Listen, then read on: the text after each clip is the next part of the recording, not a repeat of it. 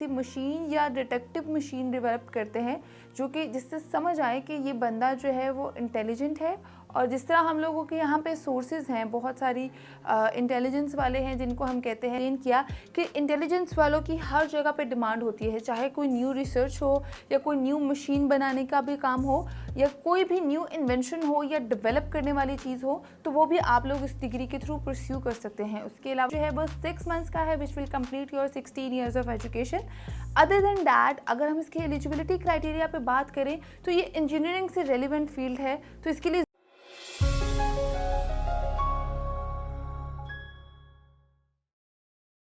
अस्सलाम वालेकुम dear students, I hope you are all fine and doing great in your life. तो आज मैं जिस डिग्री के बारे में बात करूंगी उसका नाम है बीएस आर्टिफिशियल इंटेलिजेंस।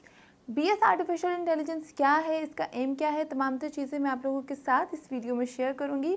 ये डिग्री मेरे लिए भी थोड़ी सी न्यू थी क्योंकि मुझे भी आइडिया नहीं था कि ये किस हवाले से हो सकती है, क्योंकि जब हम आर्टिफिशियल इंटेलिजेंस का नाम सुनते हैं तो बहुत सारे वर्ड्स जो हैं हम लोगों के जहनों में आते हैं, बहुत सारी चीज़ें जो हैं वो हम लोगों के माइंड में आना शुरू हो जाती हैं कि आखिर इसके अंदर हम लोग क्या स्टडी करते हैं, ये डिग्री किस बारे में है। तो सबसे पहले मैं आप लोगों को बता दूं कि ये डिग्री आर्टिफिशियल इंटेलिजेंस जिसका नाम है, ये बेसिकली डिजिटल वर्ल्ड से ही रेलिवेंट करती है। वो किस तरह से, क्योंकि ये डिग्री जो है ह्यूमन लाइफ पे भी अफेक्ट करती है, एनिमल्स पे भी अफेक्ट करती है, मतलब उनको भी आर्टिफिशियल इंटेलिजेंस की ज़रूरत होती है। बेसिकली आर्टिफिशियल इंटेलिजेंस का मतलब होता है टू डेवलप और टू इवॉल्व, मतलब कोई भी चीज़ बनाना या उस चीज़ के इर्द गिर्द रिसर्च करना, उस चीज़ का जायज़ा लेना, ये तमाम तर चीज़ें जो है वो आर्टिफिशियल इंटेलिजेंस में इंक्लूड होती हैं।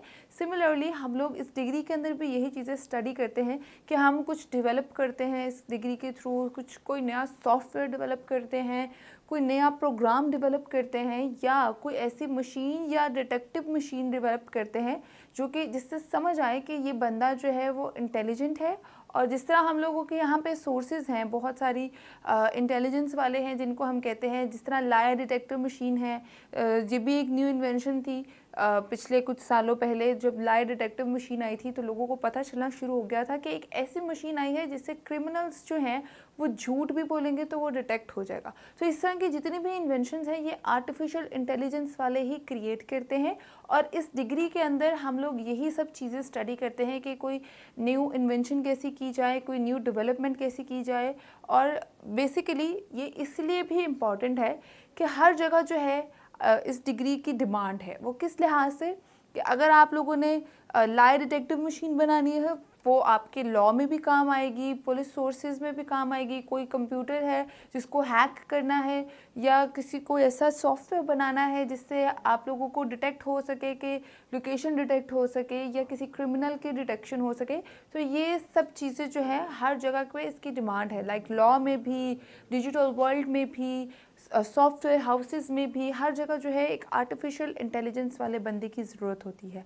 और इसके अलावा आप लोगों को मैं बताऊं कि इसका जो एक कहते हैं ना रेलिवेंसी जो है वो इंजीनियरिंग की फील्ड से भी है। रोबोटिक्स वाली जो इंजीनियरिंग है वो भी आर्टिफिशियल इंटेलिजेंस से बहुत रेलिवेंट है और उनका बहुत गहरा लिंक है।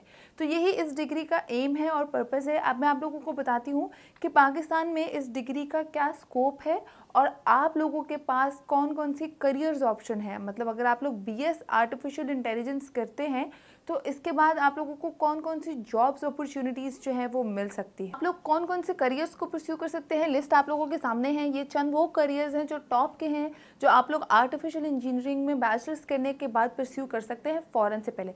जैसे आप लोग रोबोटिक्स इंजीनियर बन सकते हैं, मशीन लर्निंग इंजीनियर बन सकते हैं, डाटा एनालिस्ट बन सकते हैं, डाटा स्पेशलिस्ट बन सकते हैं, डाटा इंजीनियर भी बन सकते हैं। उसके अलावा आप लोगों को, जैसे मैंने एक्सप्लेन किया कि इंटेलिजेंस वालों की हर जगह पे डिमांड होती है, चाहे कोई न्यू रिसर्च हो या कोई न्यू मशीन बनाने का भी काम हो या कोई भी न्यू इन्वेंशन हो या डेवलप करने वाली चीज़ हो, तो वो भी आप लोग इस डिग्री के थ्रू परस्यू कर सकते हैं। उसके अलावा आप लोग डेवलपर्स बन सकते हैं, वेब डेवलपर्स भी बन सकते हैं, डिजिटल वर्ल्ड में भी काम कर सकते हैं, इंजीनियरिंग की फील्ड में भी काम कर सकते हैं, और इसके अलावा गवर्नमेंट लेवल पे लॉ की फील्ड में भी जो है इंटेलिजेंस वाले के तौर पे जो है वो काम कर सकते हैं।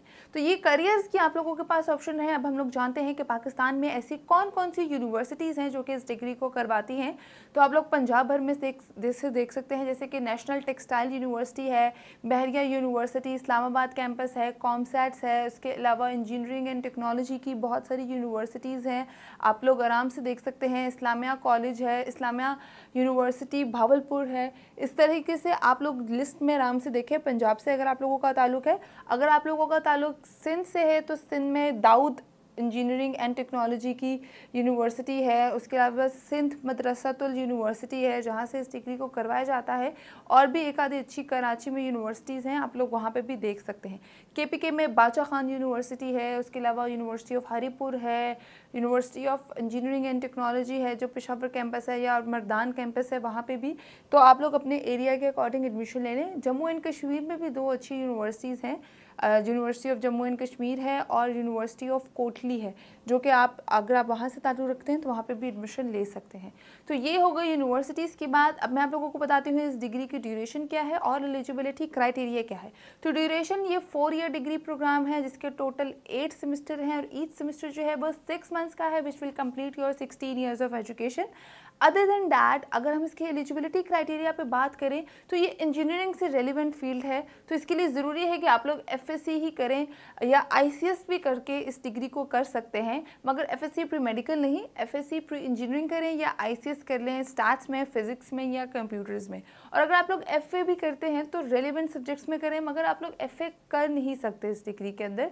यही ज़रूरी है कि आप लोगों ने इंजीनियरिंग और कंप्यूटर साइंसेस के सब्जेक्ट पढ़े हों।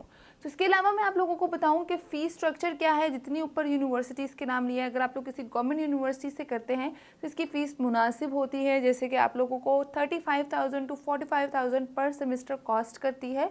ये डिग्री 6 मंथ्स का एक सेमेस्टर होता है, तो वो आप लोग अफोर्ड कर सकते हैं। 1 or 2 afford in a government university, जबकि आप लोगों के पास एक अच्छी डिग्री की ऑप्शन भी है और अफोर्डेबल भी है।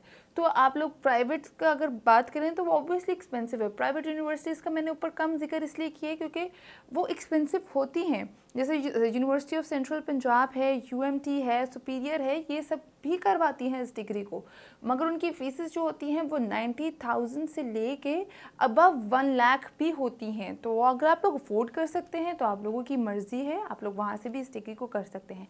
मेरिट की अगर मैं बात करूँ तो इसके लिए 60 to 70% मेरिट ज़रूरी है गवर्नमेंट यूनिवर्सिटीज़ के लिए। और अगर आप लोग प्राइवेट से करते हैं तो 50% मेरिट अगर आप लोगों का आता है तो आप लोग एडमिशन ले सकते हैं।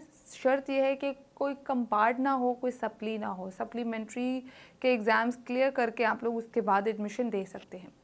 तो ये हो गई तमाम तर बातें। लास्टली मैं आप लोगों के साथ शेयर करूँगी कि इसके सब्जेक्ट्स क्या हैं, क्योंकि सब्जेक्ट्स जाने बगैर हम लोगों को मोस्टली इंटरेस्ट पैदा नहीं होता। हम लोगों का इंटरेस्ट जो है वो सब्जेक्ट्स जान के ही डेवलप हो जाता है। तो मैं आप लोगों को सब्जेक्ट्स की लिस्ट बता रही हूँ। आप लोग चंद एक सब्जेक्ट्स का मैं आप लोगों के साथ जिक्र करती हूँ, बाकी आप लोग अपनी स्क्रीन पे देख सकते हैं। जैसे हम इसमें डिफरेंट लैंग्वेजेस सीखते हैं, जैसे कि इंट्रोडक्शन टू पाइथन लैंग्वेज सीखते हैं, मशीन लर्निंग कॉन्सेप्ट का एक सब्जेक्ट पढ़ते हैं, री-इन्फोर्समेंट का सब्जेक्ट पढ़ते हैं, अप्लाइड स्टैटिस्टिक का पढ़ते हैं, इस तरह के मशीन डिटेक्शन का, ऑब्जेक्ट डिटेक्शन का, इस तरह के सब्जेक्ट्स पढ़ते हैं जो बेसिकली डिटेक्टिवनेस से थोड़ा सा रेलिवेंट है। और स्पेशली ऑब्वियसली हमने रिसर्च करनी है तो रिसर्च मेथोडोलॉजी जैसे सब्जेक्ट्स भी इसके अंदर पढ़ते हैं। इसके अंदर मल्टीपल चीज़ें जो है वो इंक्लूड होती हैं। बाकी स्क्रीन पे भी मेंशन्ड है सब्जेक्ट्स, आप लोग देख सकते हैं। अगर इंटरेस्ट डेवलप होता है तो ज़रूर इस डिग्री को करें, अगर नहीं होता तो इट्स अप टू यू। तो ये थी मेरी कोशिश कि मैं आप लोगों के साथ इन्फॉर्मेशन जो है वो शेयर करूँ ताकि आप लोगों को इस गाइड के हवाले से पता चलता जाए। अगर आप लोग चाहते हैं कि मैं मज़ीद वीडियोस बनाऊं तो इंतज़ार करें, मैं दोबारा आऊँगी एक और यूज़फुल और इन्फॉर्मेटिव बैचलर्स की गाइड के साथ ही साथ में फर्दर आप लोगों की हेल्प के लिए डिस्क्रिप्शन में इसकी गाइड का लिंक जो है वो जल्द ही मेंशन कर दूँगी ताकि आप लोग रिटन गाइड भी देख सकें, एडमिशन्स वगैरह का भी पता कर सकें। मुझे दें इजाज़त, अल्लाह हाफ़िज़।